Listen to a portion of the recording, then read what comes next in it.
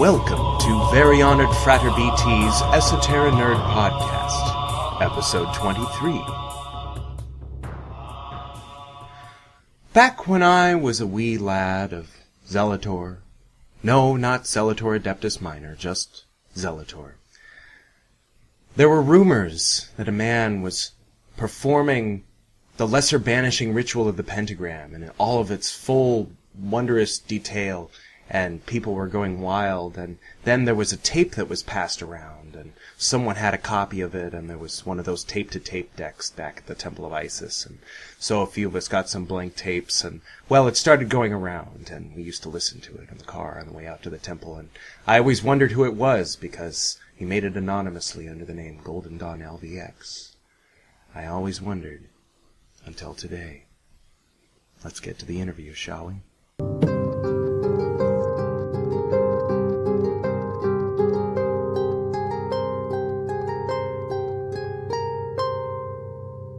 Well, welcome to the Esoterinerd podcast, Frater.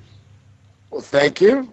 Yeah, it's wonderful to hear your voice because I've been listening to your voice since I was a teenager. Oh, shit. Okay. No, we all loved your album, and we all would speculate and wonder about who is this? Do you think he's from the Ciceros? Do you think he's from, because I was in one of the traditional Golden Dawn groups, and so it was a hit among, we were the only ones that we knew who got the whole thing, all the way through, and we'd sing along and make fun of the pronunciation, and no, it was great. I grew up with your music, so it's just, I'm a little bit starstruck, I have to admit. So I thank you very much for your permission, to use your whole album on my podcast. Oh, absolutely. It's been out of print for a number of years now. Okay. Is there any place where people can download it and actually give you 99 cents for it or something, though? Not yet. Okay. Actually, we're going to be doing a re-release of it. I'm also releasing... We performed it live 3 times. Nice. And we had archangels on stage, Nice. and archangels, and all the appropriate magical implements. I bet Kate Bush went to that and got inspired. But she got a few things backwards. But it was sincere, so she gets a pass, I think.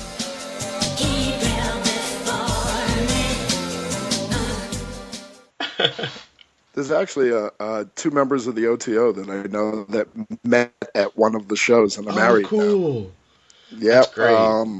But we videotaped them, so they were done. I think I saw on YouTube. I was looking for just the straight audio at one point, and I saw a couple live performances. And I meant to check those out, but I haven't yet. If somebody put them on YouTube, I don't even know. But we actually we shot them multi-camera. Mm-hmm. So maybe it was someone in the audience with their cell phone or something. They didn't have cell phones when we did it, so with their video 8. It would have been a video, but who knows? Because they were done at 2 of them were done at CBGB's, mm-hmm. And one of them was done at a place called that used to be the Cat Club. We were only supposed to do one night at CBGB's. I mean, one show.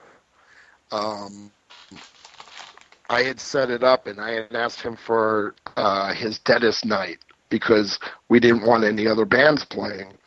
And he said, "Oh, damn, we always have at least 4 or 5 bands. I promise you, at least 100 people will show up. If they don't, I'll pay their entrance fee. But they can't be any other bands because we're doing Ritual." Right. And he said, "Okay," and he had asked what we were $6 because it was, and so I said 23, and he looked at me and said, "You expect my doorman to have change for 523 and 1046?" Mm-hmm. I said, "Yeah," and CB's held 350 people, and over 600 people showed up. So we had to do 2 separate sets. They had to empty the club and let the rest in. Wow. And everybody had exact change. Nice. Yep. We were doing it numerologically for the evening. And actually, when we were sound checking, we were doing the LBRP, and Healy, the owner, looked at me and said, "What are you doing?" And I said, "Oh, dude, do not worry. It's just a cleansing. It just gets rid of negativity." And he's like, "Stop! What do you think's holding my walls up?" Yeah. Yeah, don't get rid of the negativity. So that was kind of cool. That's like burning frankincense and myrrh in an occult store. Yeah. And then he was calling me before going, "Who the fuck is coming to this? They're asking for reservations in the no smoking section and asking if we have smart drinks. What the fuck is a smart drink?" Superfoods. It had been live since okay. Nice. Well, it was the first time any of the rituals had been done publicly. Yeah. That we know of, anyway. And actually, we did the 2 shows at CB's, then we did another one at the Cat Club. There were over like 300 people lined up to get in, wow. like hours before. And at the end of that set is when I said I'm not doing it anymore. There was a huge line at the dressing room at the end of that set, and occultists, the ones with giant pentagrams around their neck, they're and they were all. I had to come out. The manager of the club made me, "Please, I need to feel your energy, and we need." And I was basically telling them, "Well, we're just showing you what you can do, because we're all solo practitioners." And they were like, "No." Yeah. So that was the last show. Wow. So you're a solo practitioner? Yes, I am. I've actually given lectures on Golden Dawn at an OTO temple in Jersey a couple of times. Nice. Well, that's great. I think speaks a lot for self-initiation and the path of the solo practitioner, that you were able to produce something that was so keyed into the current that members of all the various traditional orders love it, and Thelemites love it. And yeah, that's great. I look forward to the re-release, and hopefully we can get the word out, and that'd be good. Cool. Yeah, I'm working on it. I'm in Denver now. I just moved from New York on August 1st, so I'm settling in here. Okay. There's 2 traditional Golden Dawn temples in Denver I can get you in touch with. If you're interested. Yeah, I have a lot of issues with groups. Yeah, that's understandable. So do I. I don't like following someone else's dogma. Right. And and it tends to go that way, no matter what kind of practice. Actually, there was a lodge in New York called the Winged. And funny, I just actually found an old episode of Morton Downey Jr. I don't know if you know who that is. Is he an actor? No. I'm thinking of someone else. Downey Jr. He was the now that I on his show. He has like a show where he you screwed my girlfriend, or your best friend's baby. That guy. Yeah, Jerry Springer type thing. Springer. He predated Jerry Springer. And okay, got it. The first to do that type of journalism, if you want to call it that. And he actually had the guy from the Winged Disc on his show, which was kind of funny. But that guy was, I had already been reading tarot for 10 years or more when I went to his thing, but I could learn from another tradition. So I went, and he would be drinking bottled water, but not allow you to drink bottled water because he had progressed to another level and you hadn't. And then he was teaching first lesson how to assume God forms. I said, "You're teaching that as the first lesson?" And at one point he said, "I'm going to teach you how to do a progression of life spread with your tarot."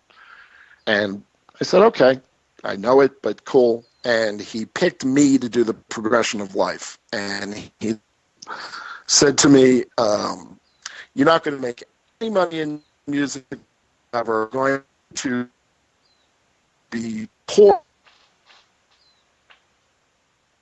because this woman attacks you. If I was you, I'd get out of music now. End of reading." And I just looked at him, and if I had been a gully at this, you could have just destroyed my life. You have to tell people that they can change. Yeah, that's an inappropriate reading for sure, yeah. The Golden Dawn, that you also hear his voice on, is now dead. And he went into the Bon Pa tradition. He left Golden Dawn and went more into Bon. I actually also own, which I'm really happy about. Where are you? I'm in Los Angeles. Okay. Did you ever hear of The Magical Child? No. The Magical Child was probably one of the oldest occult shops in the country. It started in the 1960s. And it was run by master magician named Herman Slater. And he was well regarded by, OTO, GD, anything. He also published Harry Smith's books. Anyway, it was an occult shop, and in their back room, they had a temple set up. And it was set up since the late 60s. And they had a hand-cut, 7-foot, hand-painted hermetic cross that was hanging in the temple. And that was used for every ritual through the 2000s, when Herman died and the store closed. Before he died, he gave the one that died, he gave him that Golden Dawn cross, the hermetic cross, which I still own. Nice. So I have this huge 7-foot, fully charged, ridiculously charged hermetic cross. Very cool. Like the Rose Cross Lawman? Oh, yeah. Yeah. Nice. Excellent. Yeah. Beautiful symbol. It's gorgeous, and it's literally 7 feet tall and carved out of wood. But nice. It's real thin, but it's carved out of wood and then hand painted. It's beautiful. You can stand right up against it. That's great. Yep. I'm imagining an album cover involving that. Well, never know. I actually recorded a whole album of using Crowley and Rigardi, and I was going to release it under the name Afer, I did. I took a number of the rituals that Rigardi had recorded them to music. Mm-hmm. And I did this whole thing, and I sent it to Falcon Press, who owned. He was the head of the Falcon Press. Big guy in the magic field. Anyway, he told me that if I wanted to release it, he wanted 80% of the retail price. Oh, man. And I said, then each copy would actually cost me money. Huh. I said, I wouldn't even break even. I would be paying you to release this. Yeah. And he says, that's the idea. Huh. So it never got released. Wow. Did it ever get, bootlegged? No, but I'm sure that it will be bootlegged at some point on YouTube. Okay, I'll keep an eye out for it, and it might just end up on the podcast, and then I can blame it on YouTube. There you go, and I'll let you know when it's up there. Sweet, thank you. You're welcome. Very cool. Yeah, we did the LBRP. We did a bunch of them. I did a bunch of them. It's clearly very sincere. I think that's the thing that really comes across is it's like clearly a rock star kind of voice, and the intensity but the absolute sincerity interwoven with that, I think, is what rings, what makes people really, cling to that, because some people have tried to put, occult words or occult things in music, but it's just sort of like, look how cool and gothic I am, like Ministry putting Yeah. putting little bits of Crowley vibrating things, and it's like, okay, that's fun. Yeah, I can dance to that at Club Perversion or whatever, but yeah, you wouldn't hear your music at Club Perversion. You'd only hear it in the weight room of an occult order, really. It's a very particular niche. Well, and like cool people who are keyed in. We actually had, what was really weird was, because when we did the live show at CBGB's, we actually broke all records at CBGB's. And they had no idea that it would be this big. And every single major label was in that audience that night. And they all contacted us the next day and they said, you pack CBGB's on your first gig. That's incredible, but good promotion can do anything. They said, what happened, though, is they all sat through both sets, which were exactly the same. And they said, what we've never seen is nobody talked, nobody left, and only one person went to the bathroom, and that was during your first set. You engrossed an entire audience on your first show, and that we've never seen. This could be huge, but we just don't know how to market 12-minute ritual pieces. Yeah. Well, Pink Floyd and a few others were able to do it a few times. Yeah, I agree. I also have another project that I'm working on at the moment, which is really cool, is, are you into William Blake? Yeah. Yeah. I took Songs of Innocence and Songs of Experience, and it's to do a song using the words. And I said it has to be under 5 minutes so it'll fit. The words have to be clearly heard to change them. They're like, and much to my surprise, everybody but one that I asked to do it did tracks. So I don't know what music you're into or anything, but like I have an unreleased Coil track for it, if you know who they are. Nice. I have a lot of unreleased tracks by a lot of artists that are now dead, which is really weird. But hopefully it's going to be released as a 12-inch vinyl set. Nice. It's always nice when things come out on vinyl. I agree. They wanted to release it as CD, and I've been fighting them on it. I said, no, nobody buys CDs anymore. Yeah, it's true. You're either downloading it or you're getting vinyl. Yeah. Yeah, you put it out on vinyl with a download card. Yeah, you print it on a CD to hand out for free at a show. Exactly. And hope that they didn't throw it in the trash on the way out. Exactly. Going, I don't have anything that can play this. Yeah, even my computer won't play this. Yeah, exactly. Well, thank you very much for coming on the Esoterinerd podcast today. Thank you for having me. Absolutely. Are there any other projects that you're into, maybe even outside of the occult arena, that we should let people know about so they can support the person that they're a fan of for making that great music? I do a project. I have a solo project album. Second album came out last year under the name Fourth Sign of the Apocalypse. Nice. Okay. Since there are no signs of the apocalypse, I thought that was fun. So the name of that album is All the Children Love Fourth Sign of the Apocalypse.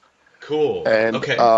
That's the second album. I work with Genesis Peorage, if you know who that is. Not exactly. Okay. That's somebody you should probably Google. Okay. And is, calls herself a cultural engineer. It's a straight heterosexual man with breasts. Okay. Really, if you don't know who that is, you're going to have fun discovering Genesis Peorage. Nice. I do a project with Jen called The Majesty with two E's, Thee Majesty. Hmm. And we have a few things out, and we play mostly in Europe. And then I have something that I don't know if your audience is going to be at all interested, but it's my most um, far-reaching project. For some reason, everybody loves this, and we've got two albums, a 12-inch remix, uh, vinyl, and the CD of our demos came out in Italy last year too. But it's hardcore gay S&M sex with trip hop beats, and it's called Hirsute Pursuit. Nice. For some reason, it's taken off like wildfire, but the irony of the entire thing is I did it with a friend named Harley Phoenix. He never did music before in his life. He came up with the idea and asked me to do it with him. I said, sure. We kind of hoped for an underground gay dance hit, maybe. Hmm. And were attacked by the gay community and totally loved by the straight community. Huh. And there is hardcore gay S&M sex in almost every song. And we've done shows. Every show sells out. It's usually male-female couples in the audience. That's interesting. And the gay press has attacked us, saying, "What the hell are you doing? We're trying to fit in with society and have the white picket fence." We actually even sent each album. The first two albums have a cover tune on them. So in case it got radio airplay. So the first album has the song I Know What Boys Like, the 80s new wave song. And the second album, which you can Google this video, I mean YouTube this video, Boys Keep Swinging, David Bowie's Boys. And we did that with Boyd Rice from Non. That was David Bowie's what? Boys Keep Swinging. Oh, okay. But it's by Hirsute Pursuit. Okay. And that one actually a rotation on BBC Radio. Nice. Again, don't know. We did a video for that. We sent it to Logo, the gay network. And it was rejected for being too masculine. Interesting. And we argued with them saying, not all gay people are effeminate, and not all gay people want to be represented by RuPaul. I've heard it put that there's 7 different genders. That's quite possible. And if you look up Genesis Peorage, her whole thing is pandrogyny. And that is before, a few years ago, before Jen's wife died, they were having plastic surgery to become the third being. They were having plastic surgery to look like each other to create the third being, as opposed to having a child. Wow, interesting. And so they were doing the whole pandrogyne thing. Yeah. And so Jen's very occult connected. Jen did the Psychic Bible. Okay. Which I think is in like the 10th pressing or something. And Jen created the Temple of Psychic Youth, Topi, T-O-P-I. So that's a whole other occult thing, and that's the person I do the Majesty with. Very cool. So now people know where to find the man who brought them Golden Dawn LBX. Absolutely. And one last thing, since I'm on promotion row, if you can still find it, it came out in France like 2 years ago. There's a solo album under my name, and it's me doing Hank Williams songs. And that sounds like what we did was we slowed them down, put them in a minor key, acoustic guitar, vocals, and noise guitar. And that's it. And it's called Bryin Dall, Deconstructing Hank. Very cool. Would you mind telling us a little bit about what led you to the choice to put music to the Golden Dawn rituals? Well, I've been fascinated with Golden Dawn since I was a little kid. Hmm. Um, so I had put out all this money for advertising and everything, and I told the band if we ever make any money back, I'd like to take my money first, and they said sure. So we made our money. That band was Loretta's Doll? Yeah, Lore. Okay, Yeah, cool. and actually, most of the members that are in Golden Dawn were in Loretta's Doll. Oh, cool. Um, and when we did make money, I asked the label if I could start a subsidiary label and put out my own stuff Hmm. because we had, as a band, we were in the studio recording it because I wanted to, and I thought it would be fun to be able to do the rituals at the same pace that I actually do them, but set them to music. So Yeah, it'd be easier for people to remember things once if there's any kind of melody there. right. So we went in the studio, did it, and then we made back money, and I released it on World Serpent. Um, and I was thrilled that I was able to do it. But it was actually professionally recorded in a same studio Lenny Kravitz used. Nice. Yeah. Very cool. Well, yeah, I mean it's very close to my heart. I love those songs. I mean that what when I'm not at home doing those rituals, when I'm in the car or something like that, and I feel like I want to do those rituals and I can't, I just pop that on. And I've been doing that for again like since since the '90s. I don't want to date you too much, but No, but please, it's fine. well, when did it come I out? God, I don't even know. I don't have a copy here to even look at the copyright date. Well, I know I was it had to be And it was so I'm 96 that I started listening to it a lot. I just remember I was in Theoricus and Sal Santoro was living with me and well no he had moved out and Lola Torgerson who was in she was a guest on episode 12 was living here and we were listening to it back then and in the car and on the way out to the temple and then we'd play it at the Temple of Isis Mighty Mother out in Fontana back in those days and yeah it was everybody's favorite. I'm thrilled to hear that because to be honest with you, I got no feedback. The only thing I got was a really bad review that said, "What's next? A black metal Gnostic mass." They were making fun of Well, it. if you were following the progression of from traditional Golden Dawn to Crowley, yeah. But But I was no, next to be Zelator, right? exactly. A full Z formula But initiation, they yeah. they actually they were blasting it, making fun of it. So that's the only thing I've ever received on it, other than Yeah. a couple of people that I knew in New York that liked it, but they were friends. So who knows if I didn't know if they even really liked it, but they were practitioners. So Back in those days, the traditional Golden Dawn people were all either hiding or out flaming each other. So I think they were just too busy throwing rocks at each other to like say, "Oh, and by the way, I really love this music." But I mean, usually it would come around in the form of it's just Golden Dawn LVX. And so all these years, until I just decided to start searching a little bit, and then I found you. But all these years, I just thought of it as Golden Dawn LVX. That whoever this was had done this anonymously. People would speculate. Someone was like, "I think it's Sisters of Mercy." And and so it was just this mysterious thing about mysterious music, and we thought it had, and so yeah, I mean, I don't think anybody ever thought to go figure out who you were or contact you or anything. It was just something we all loved. So yeah, I just searched for Golden Dawn LVX album on Google a couple days ago, and your name popped up. wow, I'm surprised. Yeah, yeah.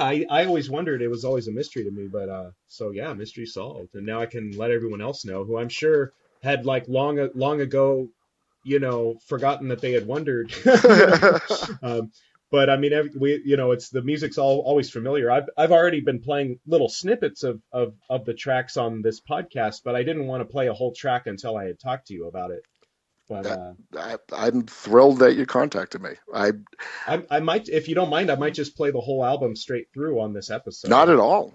No, Oh, that'd be great. Yeah, I'm so the just people who haven't heard it yet can have the privilege. I'm just thrilled that that you contacted me because I did keep it anonymous only because of we were trying to keep it anonymous in the beginning because of the fashion occultist freaks.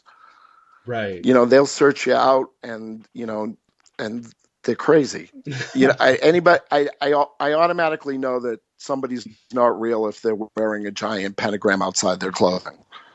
Right. So it's a phase, and they're going to be out of it when the next fashion thing came. So Yeah. so I kind of stayed away from those people. And the only other magical thing that I released was there was an Aleister Crowley box set compilation on the anniversary of the Book of the Law. And came out, God, I don't even know where the hell it came out. But it was a box set. It's really beautifully done.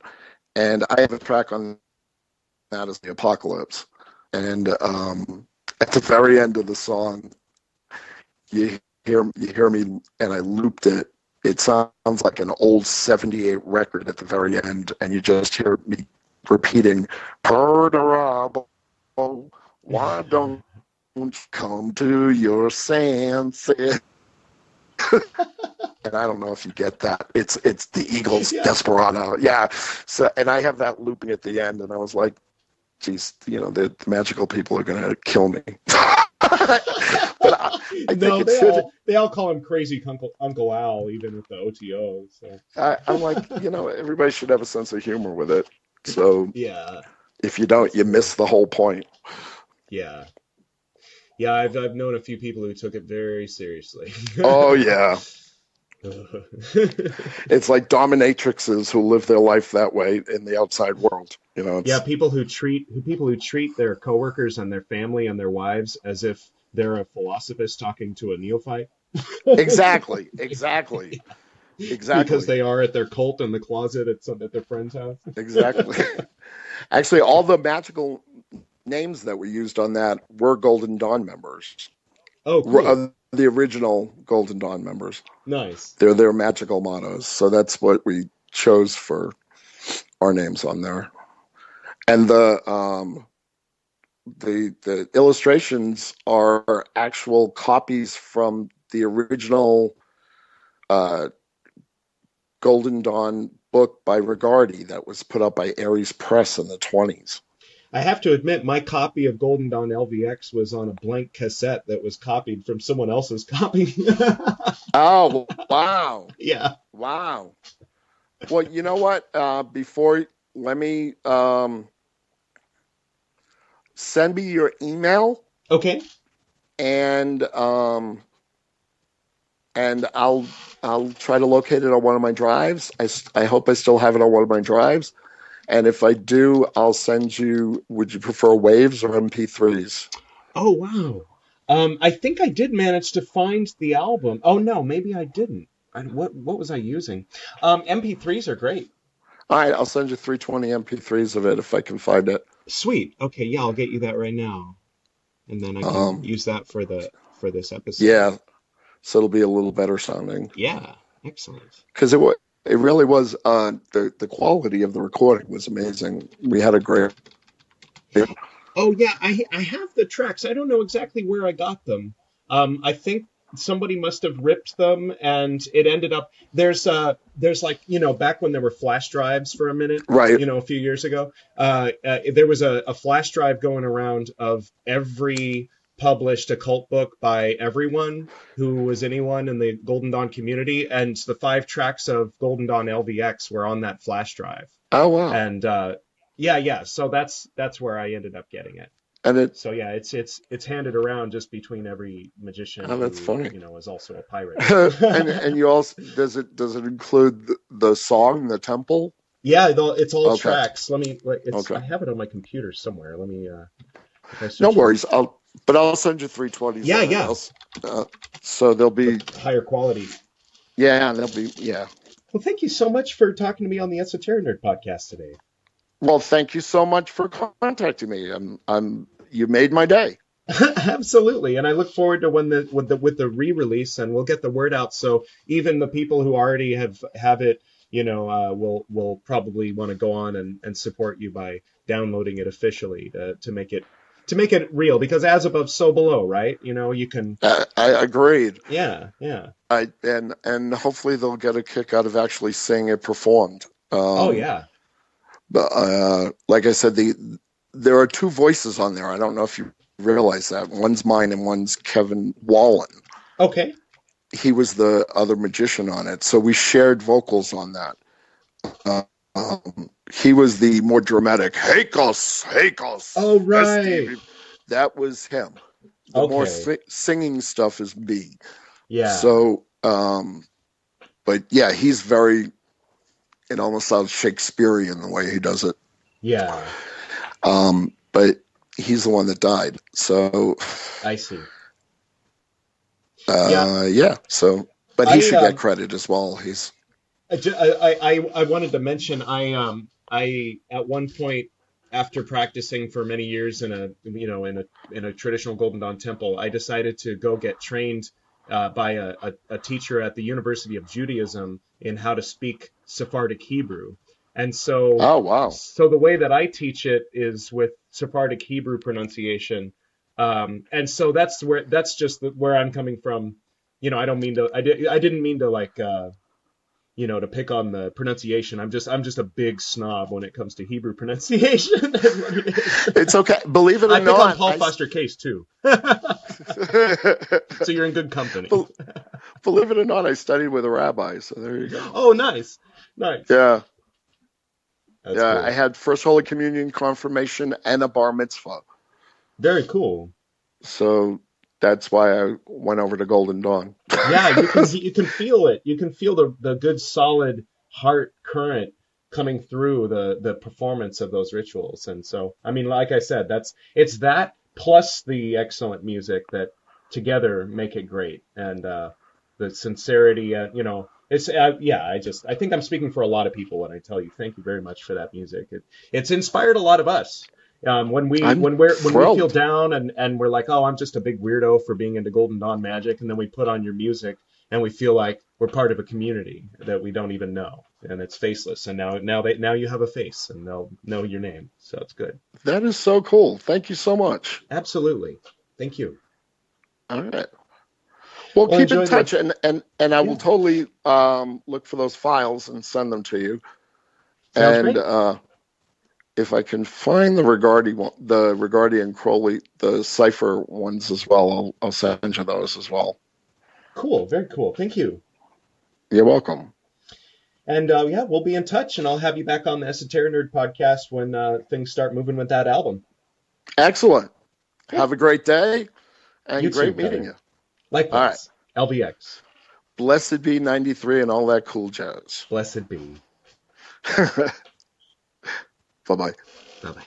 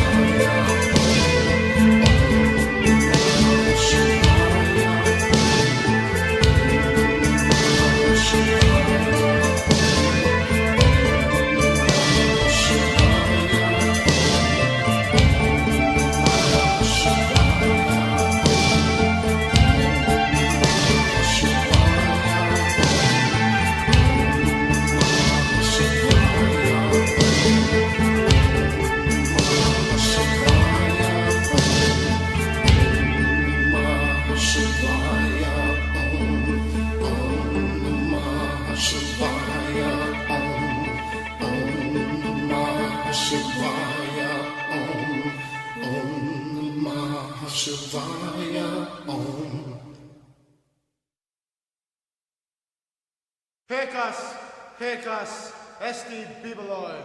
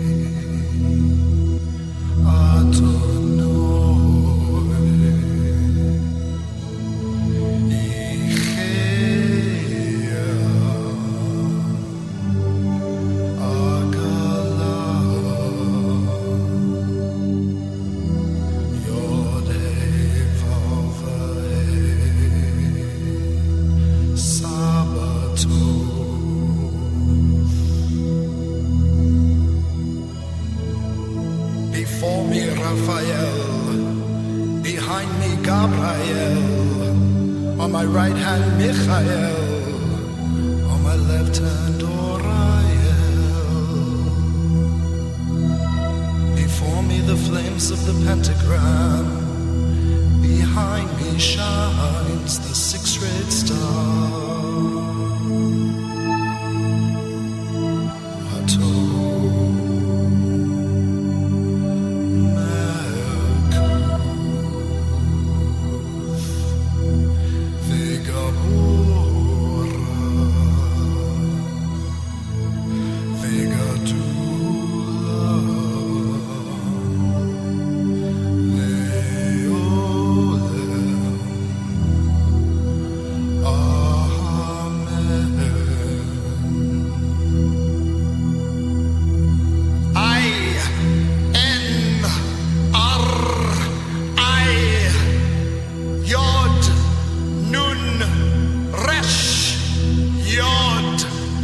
Sign of Osiris slain.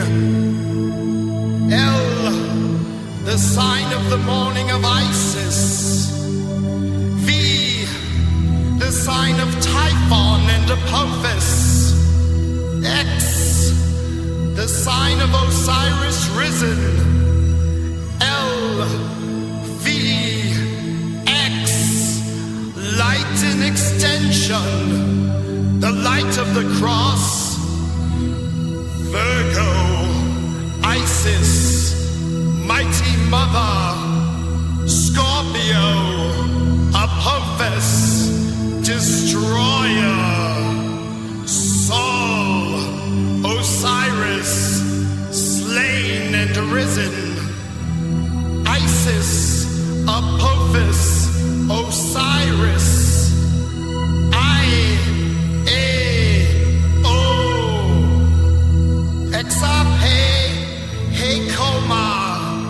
And I enter Betom. Let the divine light descend.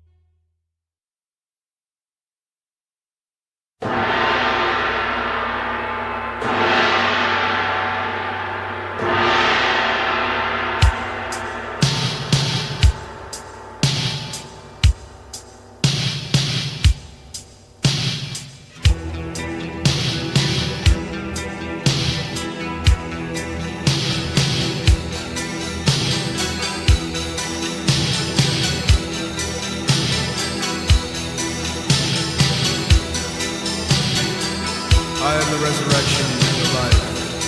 He that believeth in me, though he were dead, yet shall he live.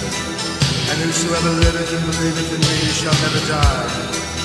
I am the first, I am the last. I am he that liveth and was dead. Behold, I am alive forevermore, and hold the keys of hell and death. For I know that my Redeemer liveth and standeth in the latter day upon the earth. I am the way, the truth, and the life. No man cometh unto thy Father but by me. I am the purified. I have passed through the gates of darkness into the light. I have fought upon the earth for good. I have finished my work. I have entered into the invisible.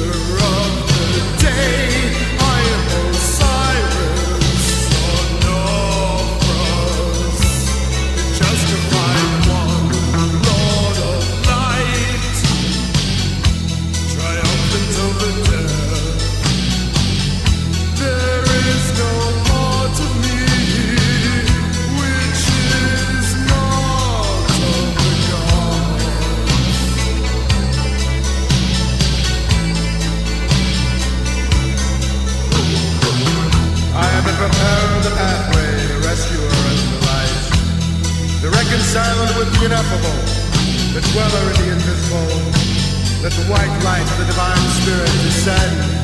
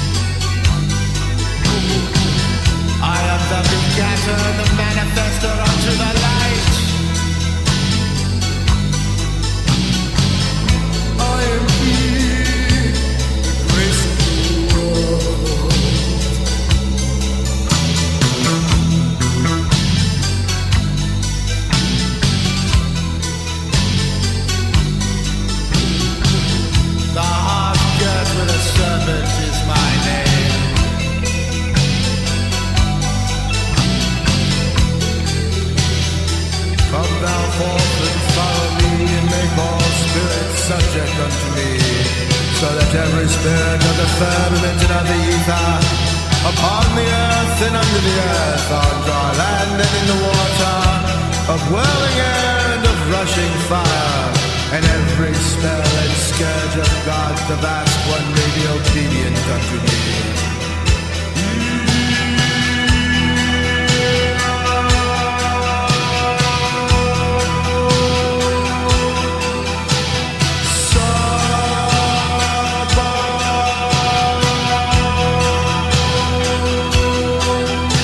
Such are the words.